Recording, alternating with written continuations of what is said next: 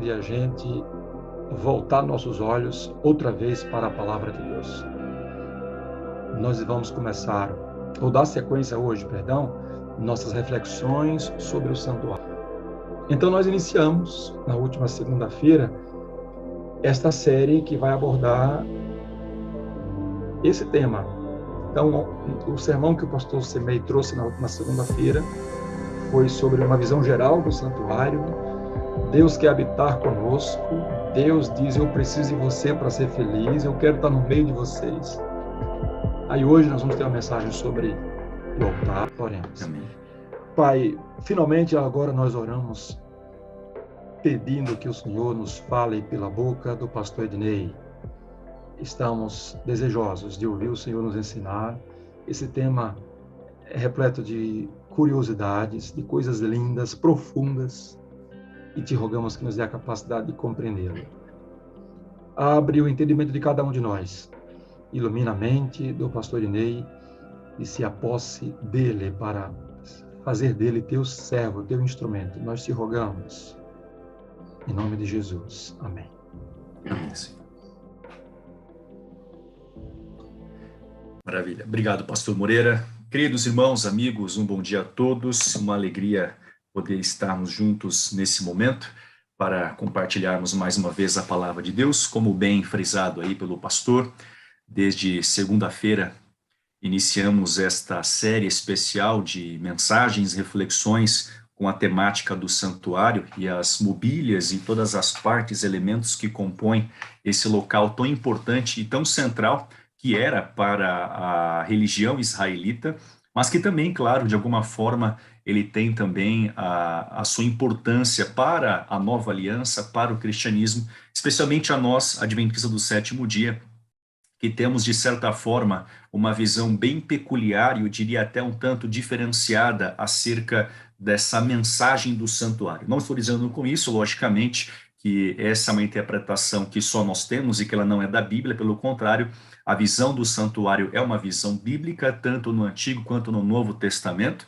Entendemos perfeitamente também que o santuário terrestre nada mais era do que uma sombra, uma cópia, uma figura do verdadeiro tabernáculo que se encontra no céu, que foi o Senhor que erigiu, como diz a carta aos Hebreus.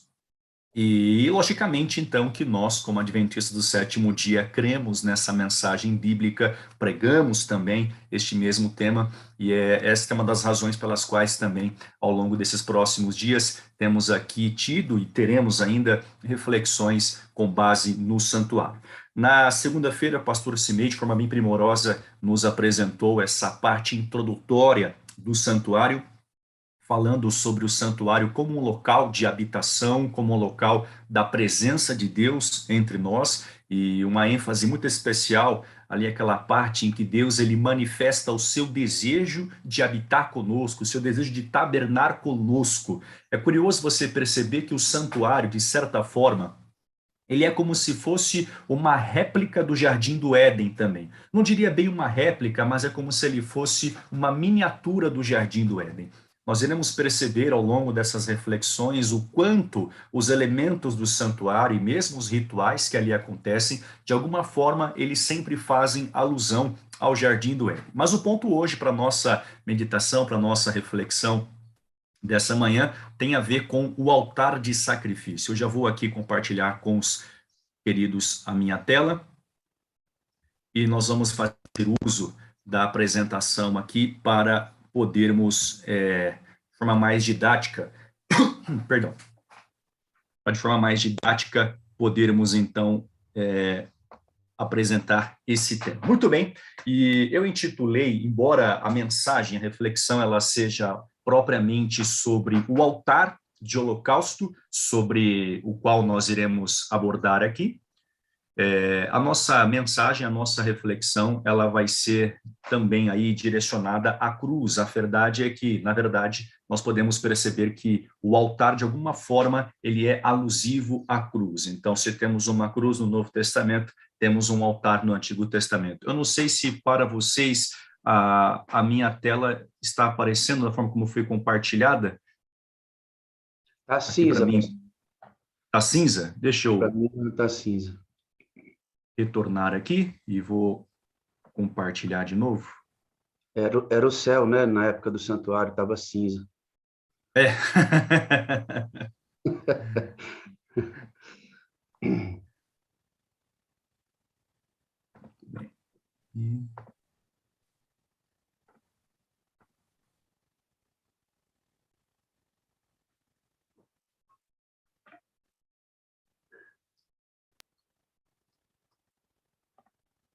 Ok. Muito bem, queridos, vamos lá então. Perdoe-me aí essa pequena falha técnica que nós tivemos, mas agora já temos condições de poder prosseguir.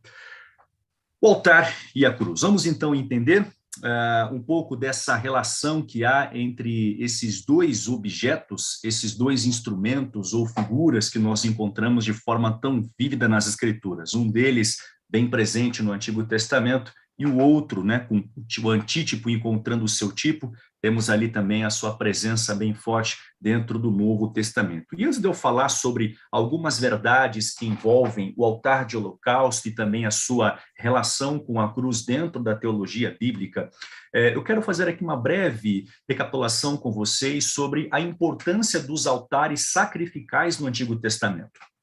Lembra que antes que houvesse o santuário, antes que houvesse a tenda, o tabernáculo onde Deus se manifestava e ali aconteciam todos os rituais envolvendo o culto de Israel ao Senhor e também essas parábolas que nós encontramos sobre a salvação mediante sacrifício de animais que envolvia inclusive o altar de holocaustos. Na verdade, essa ideia dos altares de sacrifício, ela já existia, ela já estava presente desde a era patriarcal. Por exemplo, nós temos ali em Gênesis a ocasião em que Deus ele solicita a Caim e Abel para que eles apresentem uma oferta, e esta era uma oferta de holocausto, como Abel bem entendeu, e assim também obedeceu ao Senhor, diferente de seu irmão Caim, que não expressou obediência ao Senhor através daquele sacrifício que foi apresentado.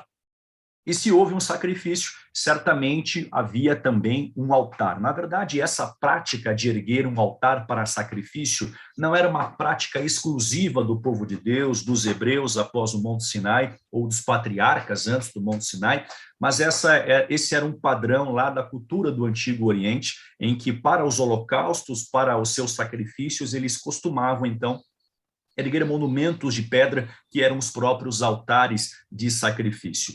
E quando você vai analisando esses altares que vêm desde a era patriarcal, inclusive o próprio altar que se encontra no pátio do santuário, ali, né, já na era do povo de Deus, do povo hebreu, após a sua libertação do Egito, nós percebemos pelo menos 3 aspectos importantes que envolvem essa imagem do altar. O primeiro aspecto que eu diria para vocês é o aspecto litúrgico, né? Os sacrifícios nos altares do Antigo Testamento, eles eram uma clara demonstração de culto ao Deus verdadeiro, né? Yahvé é o Deus verdadeiro, em contraste com os cultos pagãos daquela época.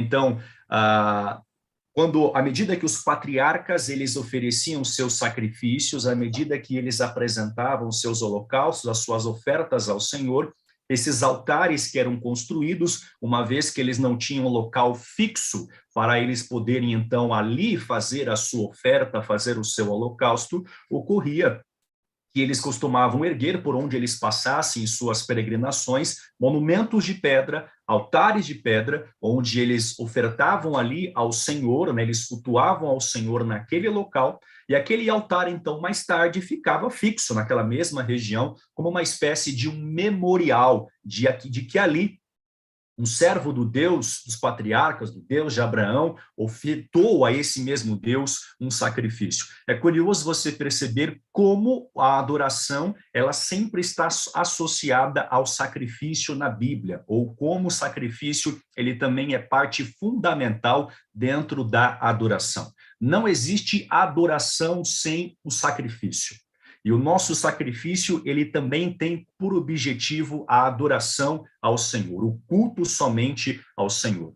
E esses monumentos que eram erguidos ali pelos patriarcas, eles então eram justamente centrados nessa adoração, nesse culto ao Deus dos patriarcas. Em uma época paganizada, em uma época em que muitos deuses eram servidos, ali estava um diferencial, um monumento erguido em nome do Deus de Abraão, Isaque e Jacó. Mas havia também um aspecto missiológico desses altares. Como eu citei, eles eram monumentos que testemunhavam também a outras pessoas, a outros povos ou grupos de pessoas que passavam próximos a esses altares sobre o Deus a quem aquele adorador havia então prestado o seu culto, havia prestado a sua oferta naquele mesmo altar. E por fim, e esse talvez seja um dos aspectos mais importantes, não só dos altares pré-santuário, mas o próprio altar de holocaustos do santuário, ele tinha esse aspecto soteriológico. Soteriológico tem a ver com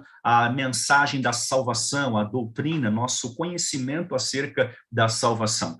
Cada sacrifício do Antigo Testamento, desde a era patriarcal, até depois ali a era mosaica com os hebreus, cada sacrifício prefigurava a nossa redenção do pecado através da morte expiatória de Cristo. Então, desde o Jardim do Éden, quando o primeiro cordeiro foi sacrificado para que a partir da sua pele Deus confeccionasse roupas para cobrir a nudez de Adão e Eva, desde aquele período e até que viesse a cruz do Calvário, aqueles altares, fossem eles antes do santuário ou fossem os altares do próprio santuário e mais tarde do templo de Jerusalém, todos os sacrifícios que ali aconteciam naqueles altares tinham como objetivo apontar para a cruz do Calvário, na onde então o Cordeiro de Deus que tira o pecado do mundo, ele morreria, sofreria esta morte em nosso lugar para expiar nossas culpas e remover de nós também todo o pecado.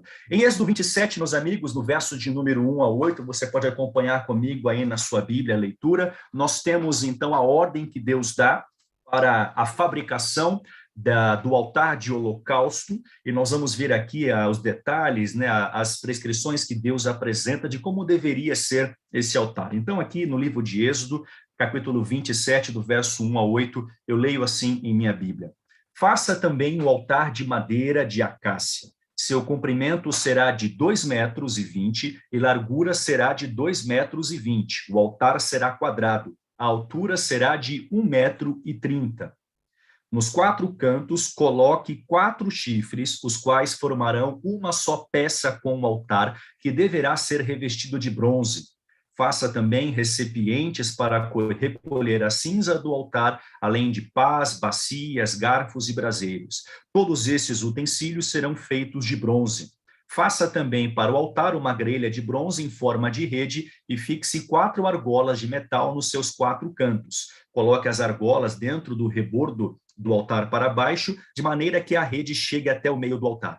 Faça também cabos para o altar, cabos de madeira de acácia revestidos de bronze. Os cabos devem ser passados pelas argolas de um e de outro lado, quando este for transportado, o altar, for transportado. Oco e de tábuas você fará o altar. Como lhe foi mostrado no monte, assim o farão. Então, aí você tem uma figura que retrata mais ou menos a imagem de como seria esse altar de holocausto. É importante nós frisarmos a diferença desse altar para o altar de ouro que se localiza no lugar santo do santuário. Nós teremos ainda um estudo só sobre o altar de incenso, que é o altar de ouro ali do lugar santo. O nosso foco hoje é o altar de bronze, tá bom? Então, para que você não confunda, o altar de bronze é o altar de holocausto ou de sacrifícios localizado no pátio do santuário, aquela área externa que toda a congregação de Israel tinha acesso no santuário. Já o altar de ouro é o altar de incenso, que, por sua vez, está localizado no lugar santo, onde nenhuma pessoa do comum do povo de Israel tinha acesso, senão o sacerdote, os descendentes ali de Arão, que tinham, então, pela ordem de Deus, a autorização para comparecer em sua presença no lugar santo e ministrarem perante aquele altar. Muito bem, então, esta é a figura do altar de holocaustos, Estas Estas varas que atravessavam ali pelas argolas, nas laterais do altar, eram para facilitar o seu transporte. Lembra que a tenda, o santuário israelita, no primeiro momento,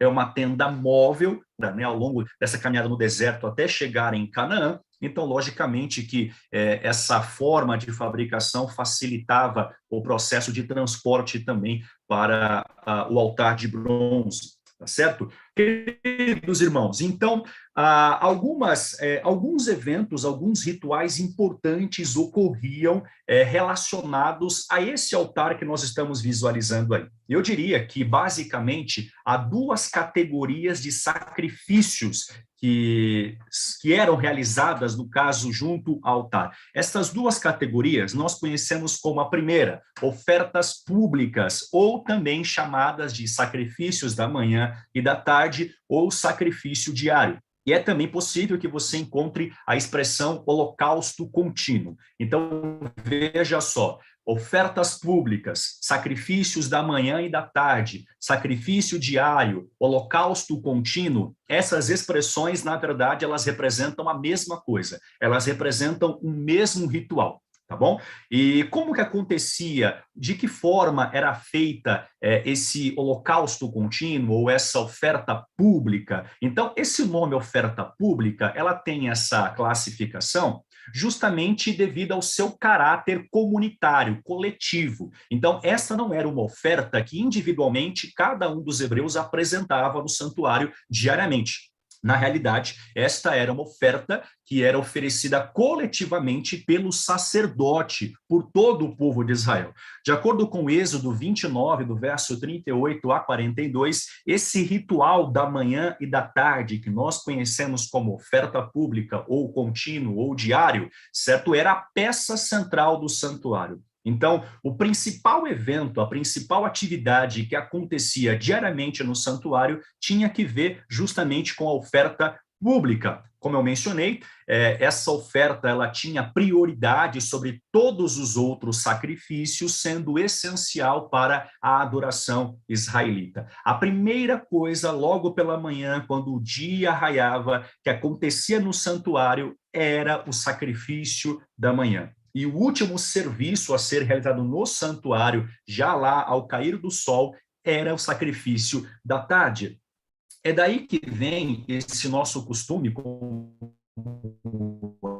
adventistas, inclusive, como cristãos em geral, né, de incentivarmos a importância do culto matutino e o culto vespertino, né, com a sua família. O matutino pela manhãzinha, como aqui nós fazemos na sala 57, e o culto vespertino, aquele que já mais para o começo da noite, um pouco mais tarde, talvez, você pode então fazer também com a sua família, colocando, né, o seu dia nas mãos de Deus e agradecendo a Ele por aquele dia e agora pedindo também que Ele conceda um bom descanso para que no dia seguinte você acorde revigorado.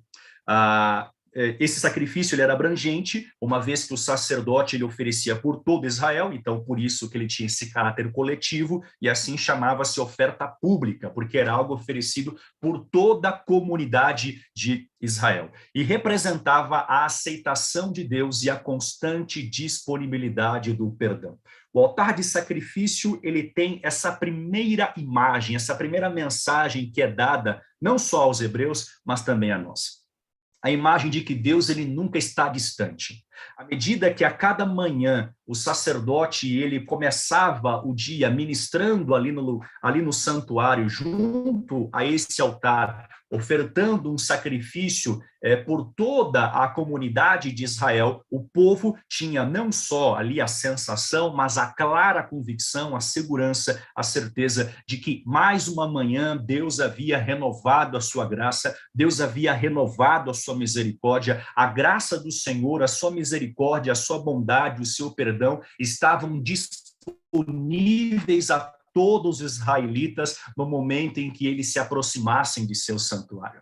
E para nós hoje a mensagem não é diferente. Hoje pela manhã, antes que você despertasse, a misericórdia do Senhor já o havia alcançado. As bênçãos do Senhor, a sua graça, a sua bondade, o seu amor, antes mesmo de você abrir os olhos hoje para vir aqui participar desse nosso encontro espiritual, Deus, ele já o havia, em sua soberana graça, abençoado a sua vida, lhe ofertado misericórdia, ele renovou as suas misericórdias nessa manhã, e como diz então o livro de Lamentações, esta é a razão, esta é a causa pela qual nós não somos consumidos. Nós não somos merecedores dessa graça, mas a graça ela é disponível diariamente através dessa mediação que Jesus faz por nós também no santuário celestial. Amém?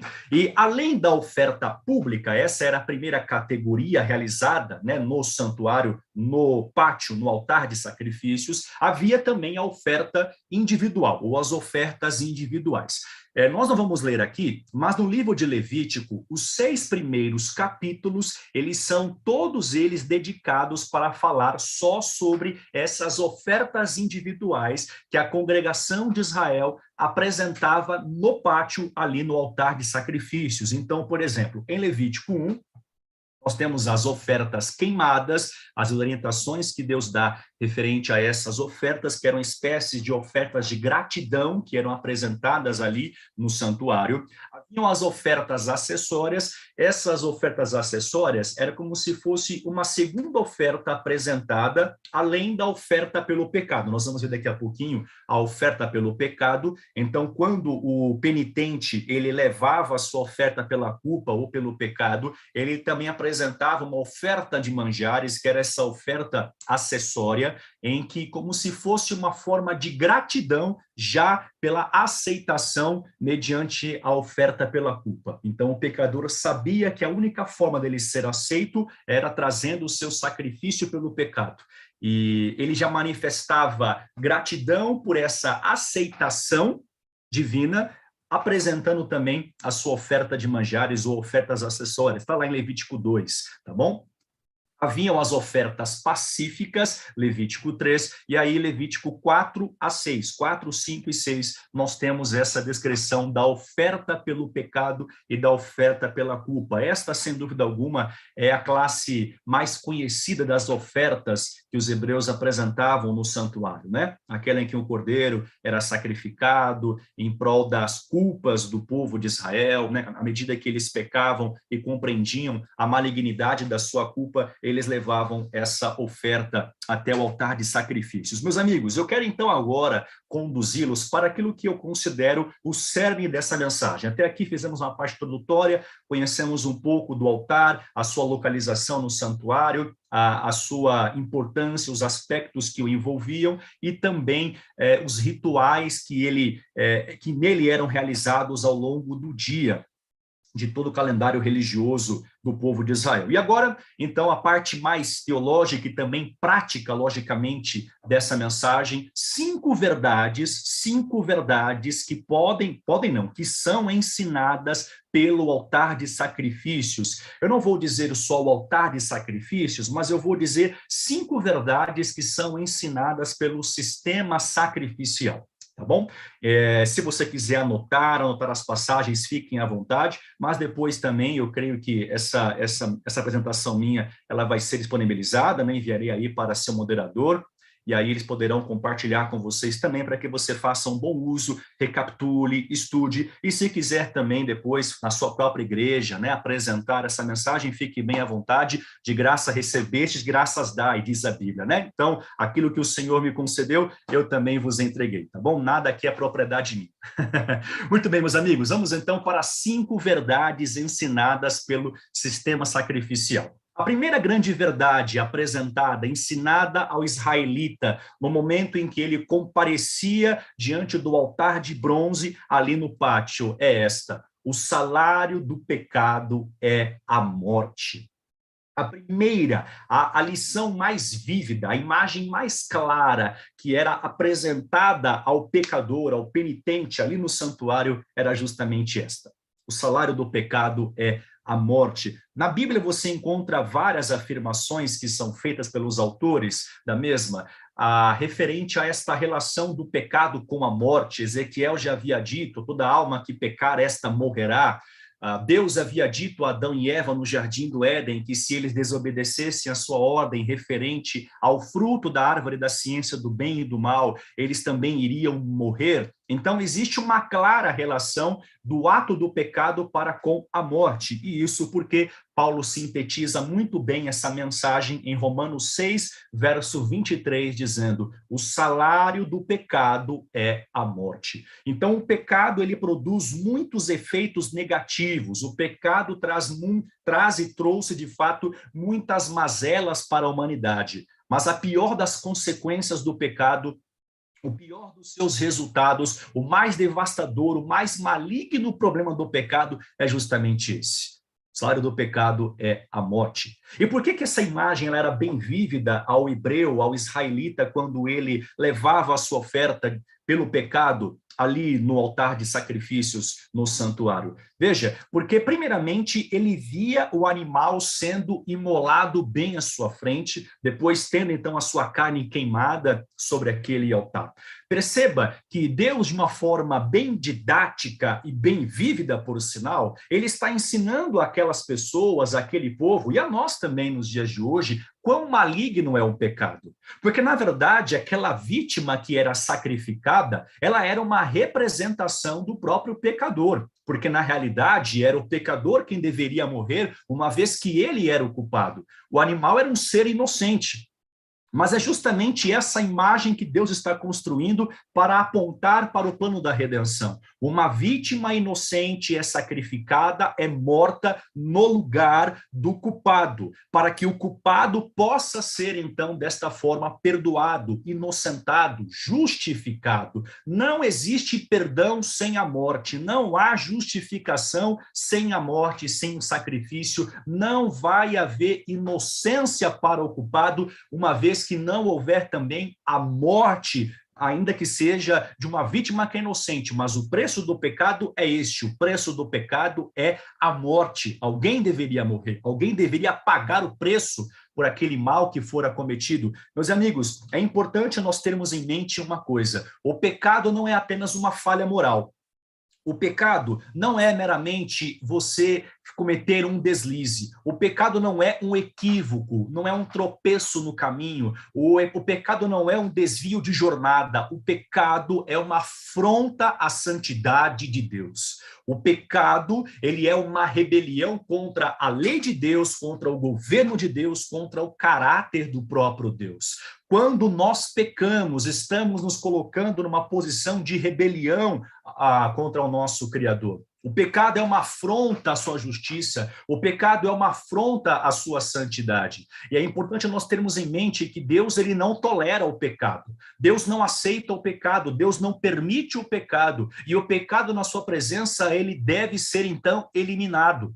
E é por essa razão que a consequência final do pecado é a morte, porque santidade, grave bem isso, santidade e pecaminosidade não devem coexistir. Santidade e pecaminosidade não podem, não devem coexistir. Deus é um Deus santo e na sua presença o pecado não é admitido. E era então muito claro para o pecador que Deus ele punia o pecado. E a punição final para o pecado era a morte. E esta imagem era vista por ele ali no momento em que ele sacrificava a sua oferta, aquele animal. Normalmente, a oferta apresentada era um cordeiro macho de 1 ano sem defeito, não é? Essa era a especificação que havia para o animalzinho a ser sacrificado. Então, essa imagem desse cordeiro sacrificado, ela era uma alusão clara ao juízo divino sobre o pecado. Como eu já citei, e eu volto a repetir, a santidade não permite a pecaminosidade. São duas coisas que não podem coexistir. Então, primeira lição do santuário, ou primeira lição do sistema de sacrifícios, do altar de holocaustos, o salário do pecado é a morte. Segunda verdade que pode ser aprendida através do altar de sacrifícios é que sem derramamento de sangue não há remissão de pecados. Já vimos esse aspecto da morte como sendo a punição para o pecado. A morte como sendo o castigo final do pecado. A morte como sendo o juízo de Deus sobre o pecado. não é? No momento em que a vítima era sacrificada, esse ato do sacrifício da vítima, ele representava o juízo de Deus sobre aquilo, sobre aquela vítima, porque ela tornava pecado no lugar do culpado, não é? Então, tornava-se o culpado no lugar daquele que de fato era o culpado. Havia uma substituição, daqui a pouquinho eu volto nesse conceito de substituição que a Bíblia nos apresenta referente ao altar de sacrifícios. Então, veja, no primeiro momento, existe essa ideia de um juízo sobre o pecado. Agora, vem um ponto importante. A questão da expiação começa a partir daqui. Sem derramamento de sangue, não há remissão de pecados.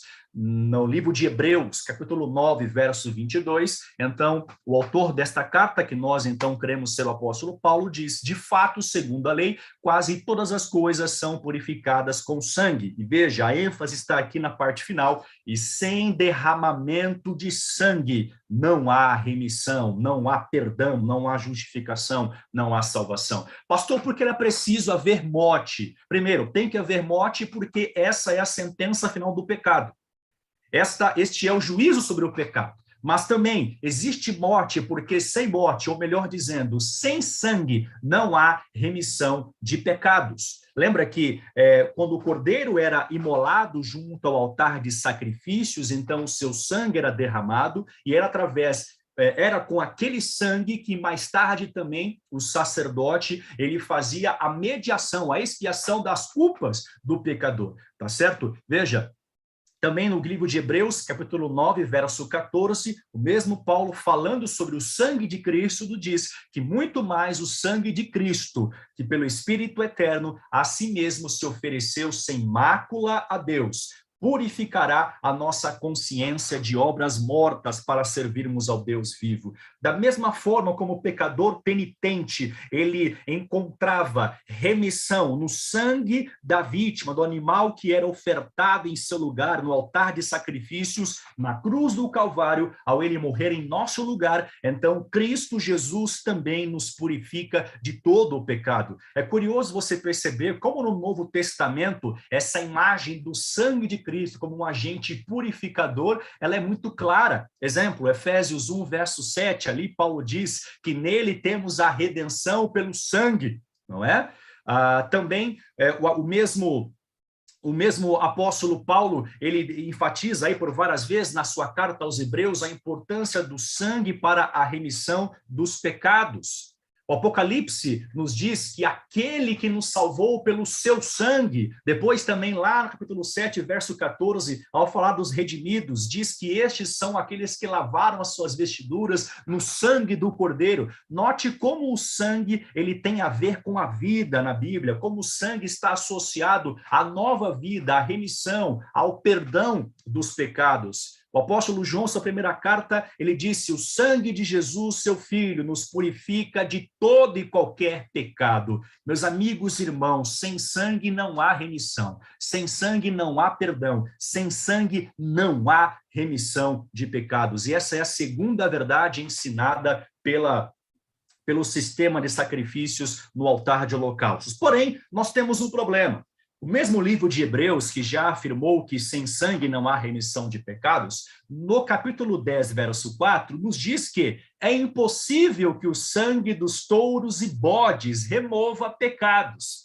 Então, perceba que, por mais que lá atrás, no Antigo Testamento, junto ali ao altar de holocausto, a esperança do pecador para a remissão do pecado estava no sangue derramado, no sangue vertido por ele, para a remissão dos seus pecados, ainda assim, a Bíblia é clara em afirmar que o sangue de touros, bodes, cordeiros e outros também que eram, por vezes, oferecidos no altar de holocaustos, esse sangue não tem o poder efetivo para remover pecados. Agora, como entender essa ideia, essa aparente contradição de que sem sangue não há remissão, mas que, ao mesmo tempo, o sangue de animais não remove pecado? Guarde essa informação, daqui a pouquinho nós vamos chegar lá, quando eu falar sobre a lição de número 4, desse sistema de sacrifícios, mas desde já, me adiantando, eu afirmo a vocês que todos aqueles animais, eles prefiguravam a Cristo. Eu creio que você conhece muito bem essa tipologia do santuário, de que o cordeiro sacrificado era uma alusão a Jesus, e se lhe resta dúvidas, nós iremos também respondê-las aqui ao longo desse nosso estudo ainda, mas o ponto é que o sangue daqueles animais prefigurava o sangue de Cristo. O Novo Testamento é claro em apontar para a eficácia do sangue de Cristo para a remissão de pecados. É o sangue de Jesus que nos purifica de todo e qualquer pecado. E apenas nele, sendo lavados no seu sangue, é que temos a redenção, é que temos a remissão completa e definitiva de nossos pecados. O apóstolo Paulo, ele tem uma citação na sua carta aos Romanos, capítulo 3, versos 25 e 26, que ela é crucial para compreendermos essa questão do sangue de Cristo, quando diz que Deus, ele realizou a propiciação pelos nossos pecados mediante o sangue de Cristo, né? E ali no verso 26, ele fala também para que no tempo presente ele fosse justo e justificador. Então, é verdade que aquele sangue derramado no altar de holocaustos, ele não era tão eficaz quanto o sangue de Cristo para a remoção de pecados. Mas quando Cristo vem e ele derrama o seu sangue no Calvário, o seu sangue então cobre também não só os pecados da era presente, mas inclusive os pecados da era passada, lá da aliança sinaítica. Tá certo? Então, note que à medida que Deus ele está perdoando pecados através do sangue de animais, entenda, meus irmãos, que é como se Deus estivesse emitindo uma nota promissória, tá certo? Que vai sendo acumulada ao longo da história, e quando que essa nota promissória, que quando vem a cruz, ela já está gigante, obviamente, quando essa nota, ela é definitivamente paga, efetivamente quitada na cruz do Calvário. Lembra lá em Colossenses 2, verso 14, que Paulo diz que Cristo, ele cravou na cruz o escrito de dívida que havia contra nós. Que escrito de dívida é esse a qual ele se refere? Essa nota promissória que eu fiz menção, em que Deus ele está perdoando sem ter ainda uma base legal para perdoar, porque o sangue de animais não resolve o problema do pecado, mas Deus em sua graça se adianta, já realizando os benefícios da cruz antes da própria cruz. Meus irmãos, eu não sei você, mas isso me arrepia todinho. Quando eu penso na grandeza do amor desse Deus, que antes que houvesse a cruz, no seu coração essa cruz já existia, e é por essa razão que ele já nos amava, já nos perdoava, antes mesmo da cruz. Quando eu penso nisso, eu sou levado a dizer: bendito seja o Cordeiro de Deus, bendito seja o Senhor, aleluias e glórias ao santo nome do Senhor, que de séculos em séculos, de eternidade a eternidade, ele tem provido um meio de salvação para o seu povo. Amém?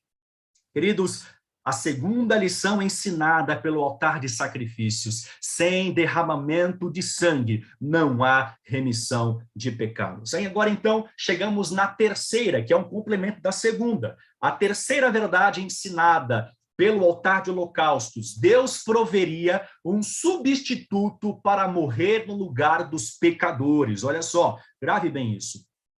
Deus proveria um substituto, e aqui entra a ideia da substituição. Eu vou falar um pouquinho para vocês agora sobre isso.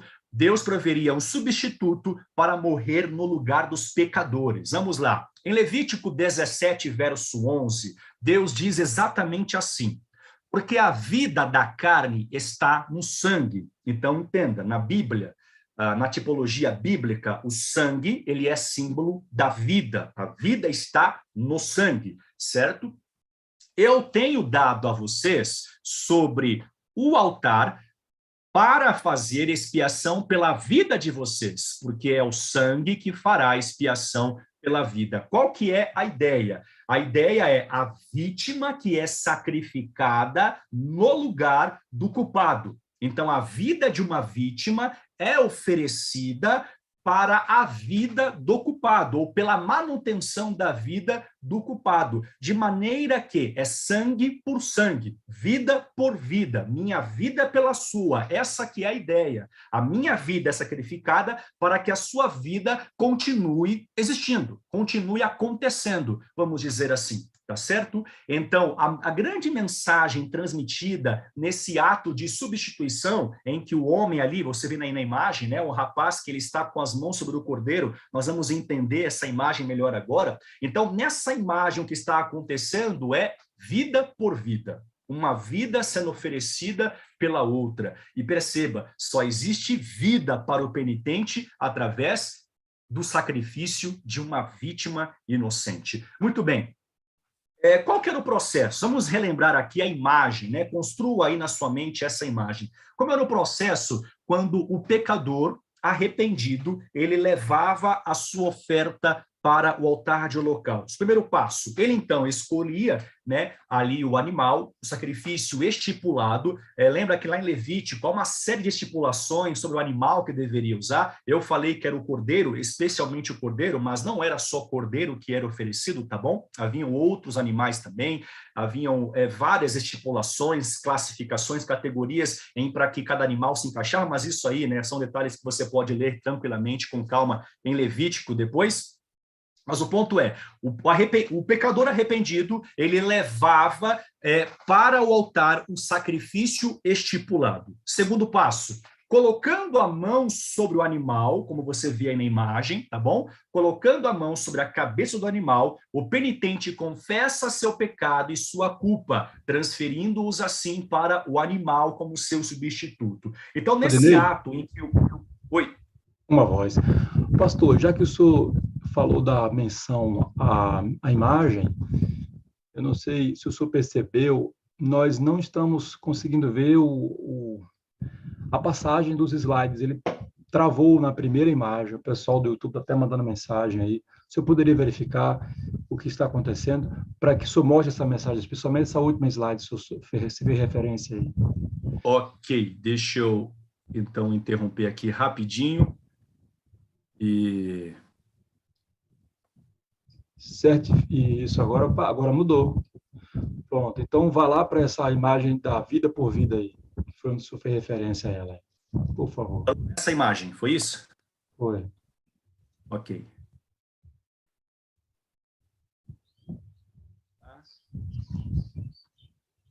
Vê o próximo clique para ver. Deixa o PowerPoint em modo de apresentação para ver se. Vá lá para a imagem, que o senhor parou na imagem lá de vida por vida, né? Acho que Essa daqui que eu estava mostrando. Essa aqui, a terceira lição. Ok, pronto. Deixa em modo de apresentação, por gentileza. Para mim está em apresentação, não sei para vocês, mas para mim está em modo de apresentação. Não, aqui está apresentando os slides ainda ao lado. O senhor compartilhou a tela, mas ela não está em modo de apresentação. Mas dá para ler aqui, só para o pessoal ir acompanhando aí. Desculpe eu interrompê-lo e Deus continue seguindo. Vou tentar mais uma vez. Foi aí a apresentação ou não?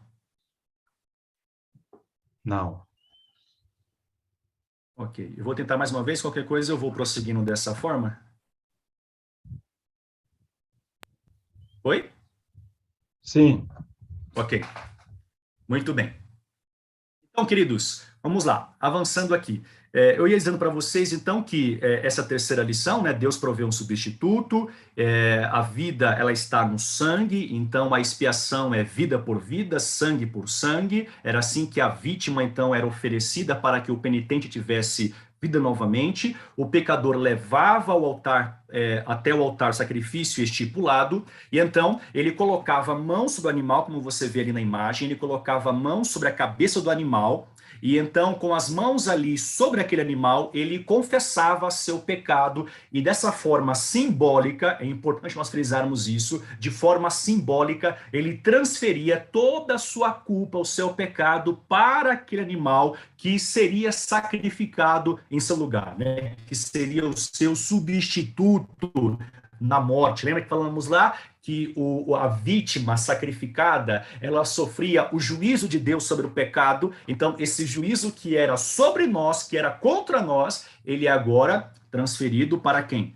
para a vítima, no momento em que ela recebe, assume a responsabilidade sobre o nosso pecado e, consequentemente, assume também o nosso castigo. Depois disso, o penitente imolava a vítima, né? Ele imolava o animal, e então o sacerdote, naquele dia encarregado, ele coletava aquele sangue e ele prosseguia com os demais rituais, que aí já envolve o altar de incenso lá do lugar santo. Não vou entrar nesse detalhe para que eu não comprometa a mensagem do colega que vai falar sobre isso mais adiante, tá bom? Então vou me ater somente aqui à questão do altar de holocaustos. Então a vítima era imolada e o seu sangue era, o trabalho com sangue era prosseguido para a mediação, a expiação das culpas do penitente. E por fim, desta forma, o sacerdote fazia expiação pelo pecado e o penitente era então perdoado.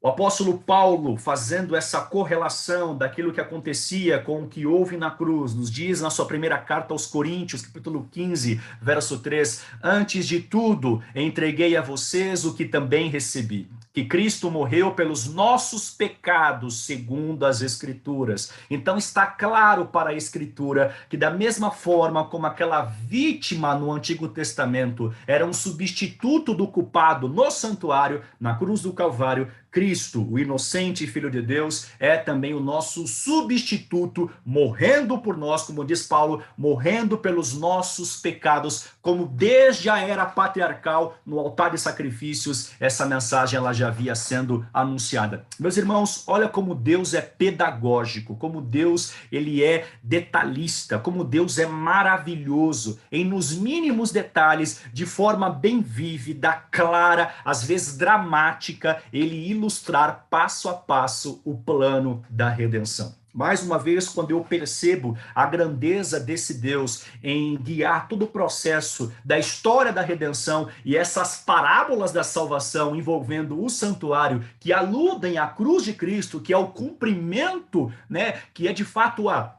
o ponto alto, o ápice desta salvação que vem através de um sacrifício substituto, mais uma vez, então, como faz Apocalipse, sou levado a dizer que digno é o Cordeiro, né? Bendito seja o Cordeiro de Deus que foi morto desde a fundação do mundo. Deus seja louvado por essa graça maravilhosa e merecida, a qual ele dispõe a nós mediante o sacrifício. Quarta e penúltima lição, a quarta penúltima verdade a ser aprendida através desse sistema que temos falado sobre os sacrifícios no altar de holocausto, é que esse substituto que eu falei lá no ponto número 3, nós vimos que haveria um substituto para o pecador. Não é essa a terceira verdade? Deus proveria um substituto. Muito bem. Quem é o substituto? Aliás, só aqui uma janelinha rápida. Lembra lá em Gênesis 22, quando Deus ele solicita a Abraão que ele leve Isaque até o Monte Moriá e sacrifique? Aí, quando ele vai subindo o monte com o seu filho, eles têm ali a lenha, o cutelo, a brasa, o fogo, tudo pronto, mas não tem o quê? Falta o cordeiro. E Isaque, muito esperto, ele pergunta, meu pai, onde está o cordeiro? Não é? Onde está o cordeiro? E então Abraão, ele responde, Deus proverá para si o cordeiro. Você conhece muito bem a história, e no momento em que Abraão ele está para baixar o cutelo e então ofertar seu filho Isaque como um holocausto ao Senhor, naquele momento a mão do anjo segura o braço de Abraão e Deus então diz, não faça mal ao menino. Naquele mesmo instante, ali existe, né, um animal, um cordeiro preso entre os arbustos ali próximo, e então aquele animal é oferecido no lugar de Isaque. Veja, no Monte Moriá, olha que imagem bonita. No Monte Moriá, lá estão o pai e o filho pronto para o sacrifício. E no Monte Calvário, séculos mais tarde, mais uma vez, pai e filho também estão. No Monte Moriá, o filho seria o sacrifício. No Monte Calvário, também o filho seria o sacrifício. No Monte Moriá, o filho escapa e o cordeiro morre. E pai e filho voltam para casa. No Monte Calvário, o cordeiro é quem escapa e o filho é quem morre. O filho é quem morre, para que você, junto com seu pai, pudesse voltar para casa, para o reino celestial.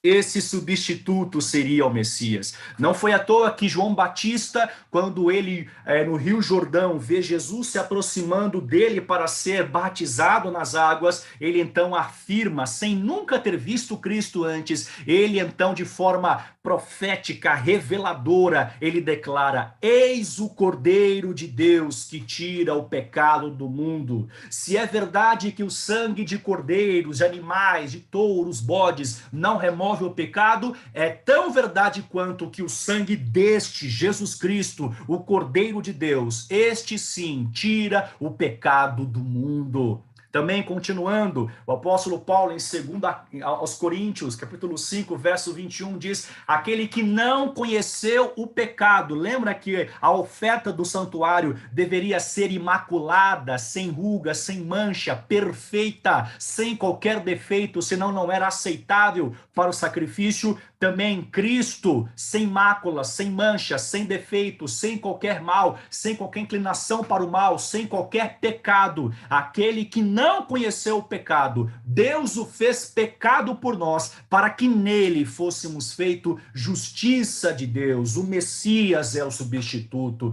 O apóstolo Paulo, em Filipenses 2 também, ele cita que Cristo, ele, embora sendo igual a Deus, não apegou-se à sua divindade, mas esvaziou-se dessa divindade, assumiu a forma de homem, a forma de servo. Ele viveu entre nós e foi obediente ao Pai, e obediente até a morte, morte de cruz. Aquele que não conheceu o pecado, ele sofreu as consequências do pecado, o castigo do pecado, para que nós fôssemos então recebidos por Deus, recebêssemos a justiça de Deus. Gálatas 3, verso 13, Cristo nos resgatou da maldição da lei, fazendo-se ele próprio maldição em nosso lugar. Eu quero ler para vocês algumas citações referente a essa ideia do Messias como substituto, do porquê Cristo, ser necessário que Cristo fosse o substituto. O primeiro ponto aí, no livro Conselho sobre Saúde, página 222,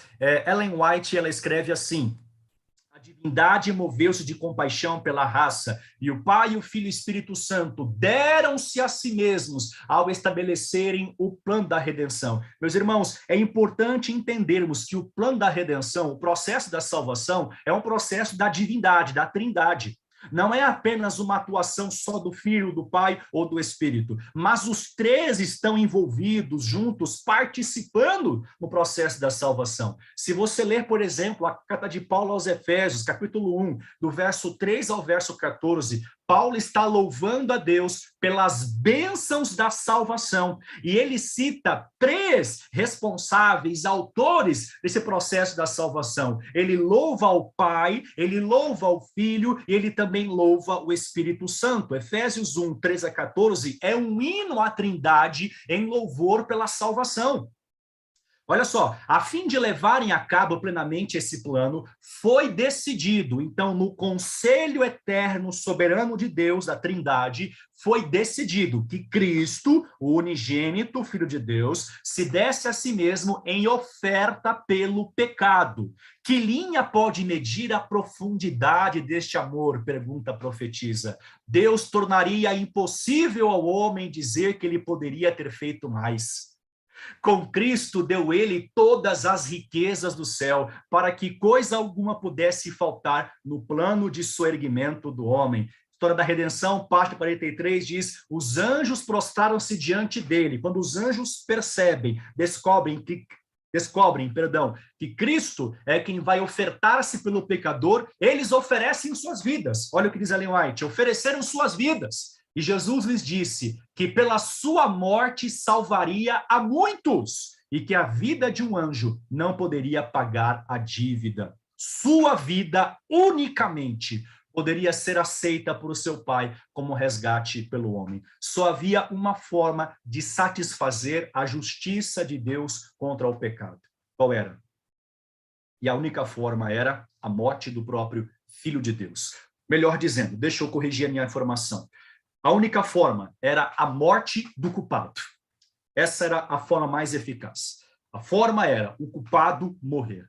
Mas lembra o que diz João 3,16? Deus amou o mundo de tal maneira que enviou o seu Filho unigênito para que todo aquele que nele crer não pereça, mas tenha o quê? A vida eterna. Você crê nisso? Então fala amém aí, fala amém igual crente, escreve amém no comentário, dá um glória a Deus aí por esse dom precioso, por esse amor especial. Veja isso, que o Pai oferece seu próprio Filho como um pagamento no lugar da nossa vida. Então, Cristo também oferece a si mesmo, em nosso lugar, como uma forma de satisfazer a justiça de Deus. Ele sofreria o juízo contra o pecado em nosso lugar, para que nós fôssemos feitos justiça de Deus. Que amor é esse? Pergunta Ellen White, né? Quem pode entender a linha deste grande amor? Veja, o autor cristão John Stott, no seu livro A Cruz de Cristo, página 159, ele faz a seguinte afirmação, muito importante para a nossa reflexão aqui. A fim de nos salvar de uma maneira que satisfizesse a si mesmo, Deus, através de Cristo, tomou o nosso lugar. O amor divino triunfou sobre a ira divina mediante sacrifício de si mesmo. A cruz foi, ao mesmo tempo, um ato de castigo e indulto, severidade e graça, justiça e misericórdia. O evangelho bíblico da expiação consiste em Deus satisfazer sua própria justiça, substituindo-nos do castigo.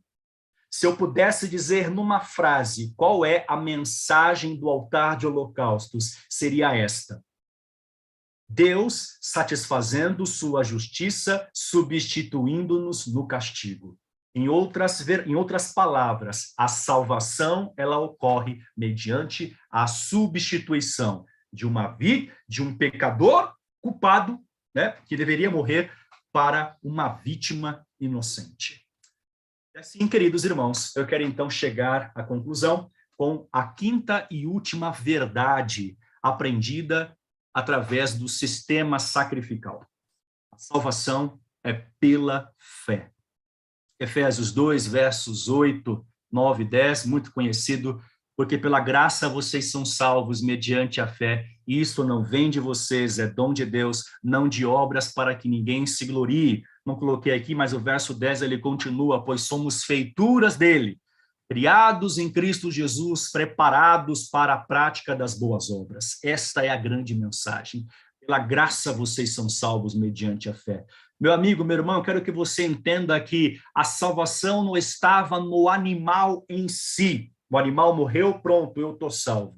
A salvação estava na fé manifestada pelo penitente, de que, embora aquele animal fosse imperfeito para remover o seu pecado, no futuro, Deus providenciaria o seu próprio Cordeiro, o Cristo, o Messias, que iria ser sacrificado, morto, em favor dos pecados de toda a humanidade, e mediante o seu sacrifício, mediante a sua morte expiatória, mediante a sua substituição lá na cruz, em nosso lugar, mediante essa sua vida que seria entregue em nosso favor, é que eles e todos nós, então, teríamos a definitiva e a completa redenção. Meus amigos, nós não precisamos temer o pecado, não precisamos temer o mal, porque o Cordeiro de Deus, o Senhor Jesus, aquele que vive e reina para todo sempre, ele morreu numa cruz para nos salvar, mas ele não ficou preso na morte, a sepultura não o conteve, porque ele, ao terceiro dia, ressuscitou, e ele está vivo, e hoje, segundo Hebreus 7, ele vive para interceder para sempre por todos aqueles que por ele se achegam a Deus.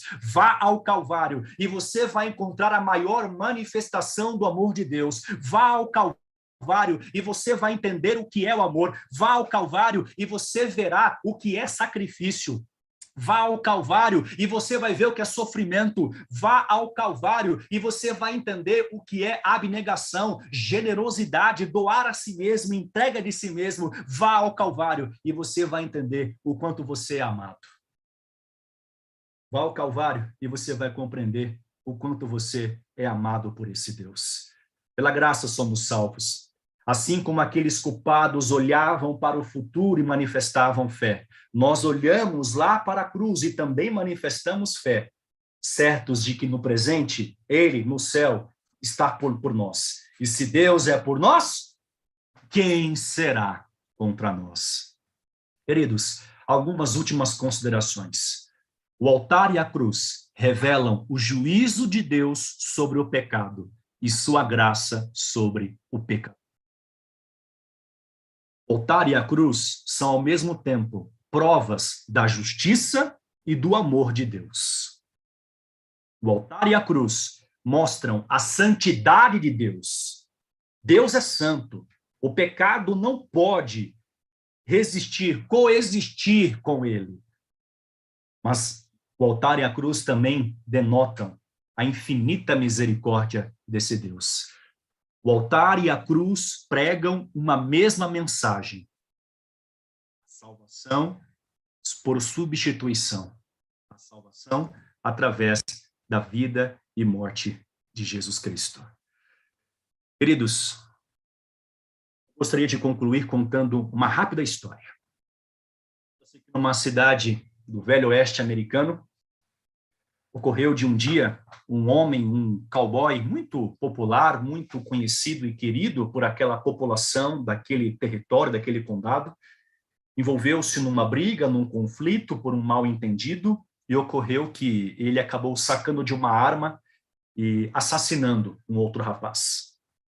Ele foi preso, e pelas leis daquele território, ele deveria, então, ser condenado à morte pelo crime que ele havia cometido. A população, conhecendo a sua vida, seu histórico, seu caráter, fez uma apelação ao governador para que concedesse um indulto àquele homem. Desse a ele uma nova chance, porque aquele havia sido um ato pontual, não era uma prática dele, ele não era um criminoso, era uma pessoa boa. E então que o governador lhe desse uma nova oportunidade, porque com certeza seria diferente.